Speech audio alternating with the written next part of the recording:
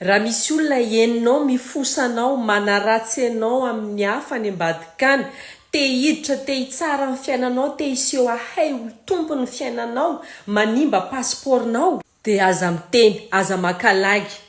tsy mila fanazavana tsy mila manao carte sur table akory fa matoa izay mifosanao miteny anao manaratsy anao anambadikany tsy ataony eo masonao dikan'izay tsy leony ianao atahorany anao efa miakatra faratampony amin'ny lohan'ilay fialonana sy tsy fitiavana anao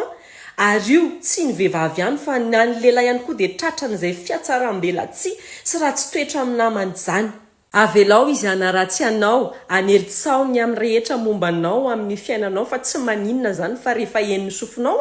dia mangala droite ianao makasisiny ianao mitandrina manomboka zao vava miteny zao rehefa naheno ny fanaratsiana sy ny fosafosanao izy ka tandremry namako fa ny ratsy toetra ny petsara velatsy dia tsy manalavitra antsika fa manodidina antsika tsy miala lavitra antsika eo foana ho anareo any ivelany Madagasikara amin'ny ireto firenena manaraka rehetra ireto raha te handefa vola tsy Madagasikara téléchargeo avy hatrany ny application Sendwave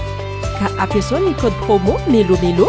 dia mahazo ny bonus 10€ amin'ny premier d'envoi tsotra aingana sady azo antoka ny Sendwave ampiasao code promo melomelo